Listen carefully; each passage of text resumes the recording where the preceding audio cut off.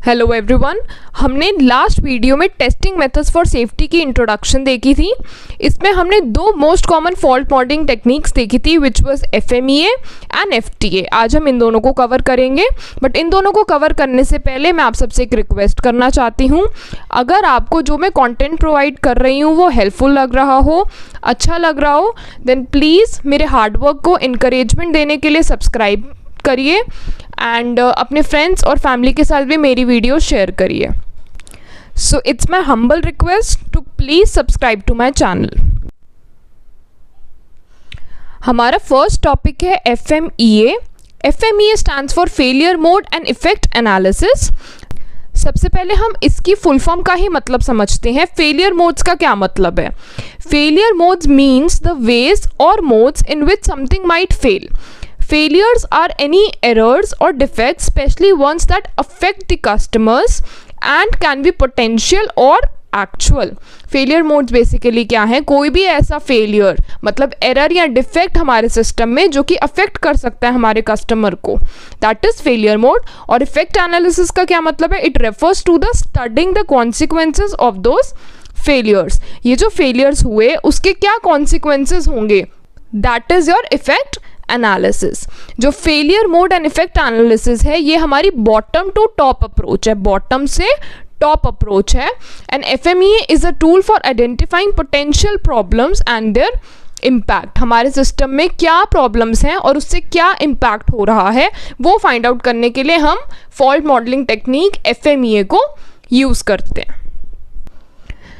FMEA is a systematic proactive methods. Proactive मतलब पहले से हम फाइंड आउट करते हैं प्रॉब्लम्स, ओके। एक होता है रिएक्टिव मतलब प्रॉब्लम अकर हो गई उसके बाद उस पर रिएक्ट करा, but FMEA is a proactive methods for evaluating a process to identify where and how it might fail and to assess the relative impact of different failures in order to identify the parts of the process that are most in need of change. Don't worry, मैं explain करती हूँ। FMEA क्या करता है? एक process है जिसमें आप आइडेंटिफाई करते हैं ऐसी चीज़ों को, ऐसे पार्ट्स को, ऐसे हमारे सिस्टम के एरियाज़ को जहाँ पे प्रॉब्लम अकर होने के चांसेस हैं, जहाँ पे फेलियर होगा और उससे रिलेटिव इम्पैक्ट भी होगा, ओके। वो हम फाइंड आउट करते हैं एंड उसके बाद उस प्रोसेस में हम ये देखते हैं कि कौन से ऐसे पार्ट्स हैं जिनको अभी अभी मतलब तुरंत के तुरंत चेंज करने की नीड है और उसे हम फिर चेंज करते हैं। FMEA includes review of the following, मतलब ये उसके स्टेप्स हैं FMEA के क्या क्या है। Let's see. FMEA में हम सबसे पहले देखते हैं फेलियर मोड्स को, मतलब व्हाट कुड गो रॉन्ग, कहाँ गलती हो सकती है। देन देखते हैं फेलियर कॉजेस को, why would the failure happen, होगा क्यों, किस रीजन से फेलियर होगा। एंड देन देखते हैं उसके कॉन्सिक्वेंसेज मतलब फेलियर इफेक्ट्स को, what would be the consequences of each failure. ये तीन प्रोसेस हम फॉलो करते हैं FMEA टेक्निक में। मैं अब इसको एक फोटो के थ्रू भी एक्सप्लेन करती हूँ कि कैसे टैबुलेटेड फॉर्म में ये चीज़ चलती है। सी यहाँ पे ये मैंने एक एग्जांपल के लिए एक फ़ोटो अटैच करी है। इसमें एक्चुअली आपको इतना पढ़ने की ज़रूरत नहीं है, बस आपको समझ आए FMEA है क्या। मैं ऐसे थियोरेटिकली बोलूँगी आपको समझ नहीं आएगा, मैं आपको एक्चुअली दिखाऊंगी कि ऐसे टैबुलेटेड फॉर्म में चलता है, देन यू विल अंडरस्टैंड। ये सब बनाने की एग्जाम में ज़रूरत नहीं है, इतना इन डेप्थ ये टॉपिक आपके सिलेबस का नहीं है, जस्ट आपको समझाने के लिए मैंने ऐड करा है। जैसे यहाँ पे ऐसे टैबुलेटेड फॉर्म में चीज़ें बनती हैं इनकी, जैसे SEV इज़ फॉर सिवियरिटी, ठीक है, उनकी फुल फॉर्म्स यहाँ पे बता रखे हैं। तो ये सिर्फ एक स्ट्रक्चर है FMEA को बनाने का। अभी जो ऊपर मैंने आपको फोटोग्राफ दिखाई थी दैट वाज द स्ट्रक्चर, ठीक है।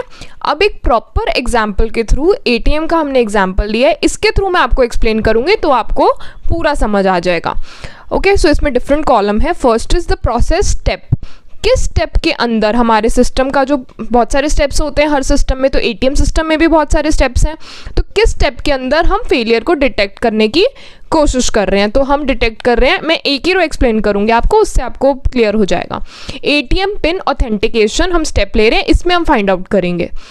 सो हमारा नेक्स्ट कॉलम है पोटेंशियल फेलियर मोड, मतलब ऐसे कौन से तरीके हैं जिसमें ये स्टेप, मतलब इस स्टेप में कुछ गड़बड़ हो सकती है, ये हम फाइंड आउट करेंगे सेकंड कॉलम में। सेकंड कॉलम में क्या क्या हो सकते हैं? ATM पिन ऑथेंटिकेशन में या तो अनऑथराइज्ड एक्सेस में फेलियर आ सकता है या फिर ऑथेंटिकेशन फेलियर आ सकता है। अगर अनऑथराइज एक्सेस आया तो हम फिर फाइंड करेंगे पोटेंशियल फेलियर का इफेक्ट, कि कस्टमर पे क्या इम्पैक्ट आएगा इस चीज़ का। तो अगर अनऑथराइज एक्सेस है तो अनऑथराइज कैश विड्रॉल होगा और हमारा कस्टमर डिससैटिस्फाई हो जाएगा। और अगर ऑथेंटिकेशन फेलियर हुआ है तो हमारा कस्टमर एनॉय होगा। इसके बाद नेक्स्ट है हमारे पास SEV। SEV stands for severity. Fourth column में हम सिवियरिटी लिखते हैं कि क्या कितना सीवियर इफेक्ट पड़ेगा कस्टमर पे, इसमें हम रेटिंग्स देते हैं।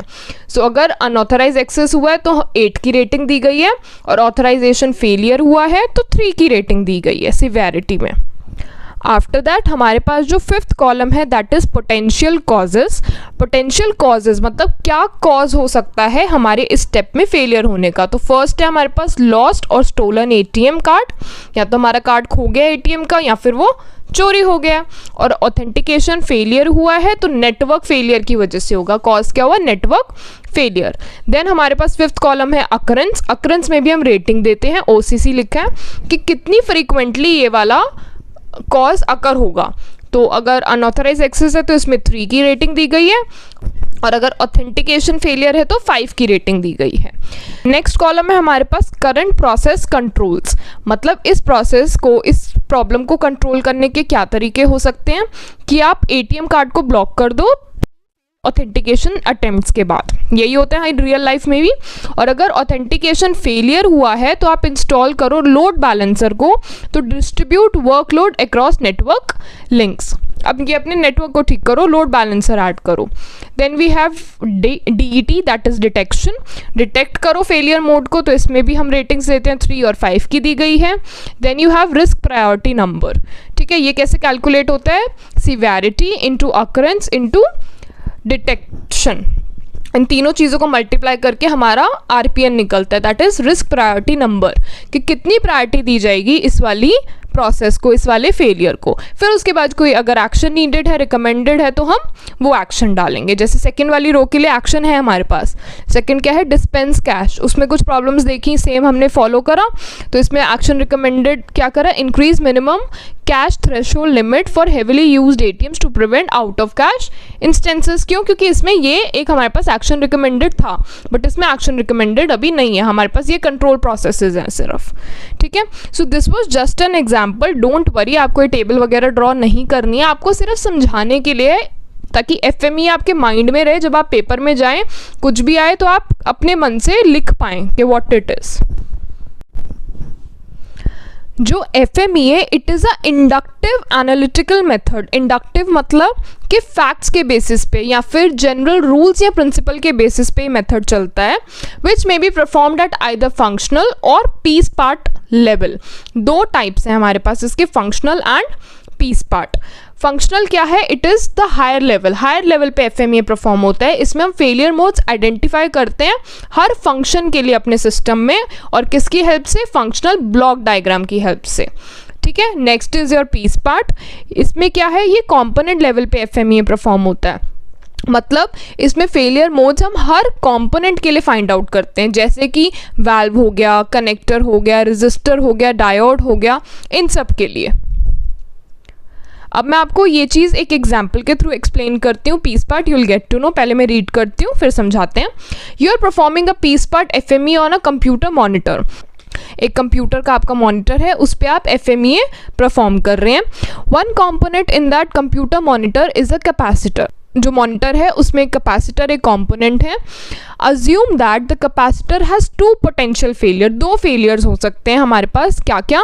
Fail open and fail short. अगर कैपेसिटर फेल ओपन हुआ है, it fails open, then the effect might be that the monitor displays only wavy lines. कई बार वेवी लाइन्स आती है ना, तो मतलब ओपन फेल हुआ है वो। If capacitor fails short, the effect might be that the monitor is completely blank. पूरा का पूरा हमारा मॉनिटर ब्लैंक हो गया, कुछ नहीं दिख रहा है आपको आपकी स्क्रीन पे। In this case the failure mode where the capacitor fails short and causes the monitor to go blank might be considered more severe. अभी हमने ऊपर टेबल में देखा था ना, सिवियरिटी हम रेटिंग करते हैं।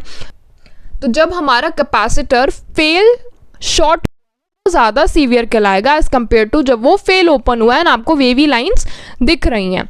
Consequently you attempt to either find ways to prevent failures from occurring और lesser their criticality when they do occur. तो हम FMEA में क्या करते हैं, हम फेलियर्स को आइडेंटिफाई करते हैं, देन उसके कॉन्सिक्वेंसेस देखते हैं, सिवियरिटी देखते हैं एंड देन उसको कम करने की कोशिश करते हैं.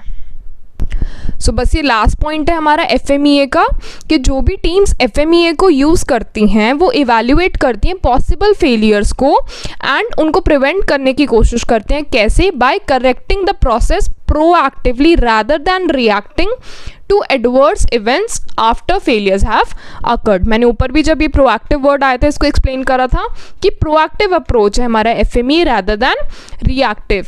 तो हम फाइंड करते हैं फेलियर मोड्स को, देन उसके कॉन्सिक्वेंसेस देखते हैं, सिवियरिटी देखते हैं, अकरेंस देखते हैं, डिटेक्ट कैसे करना है वो देखते हैं, फिर उसको कम करने की कोशिश करते हैं. So this was all about FMEA.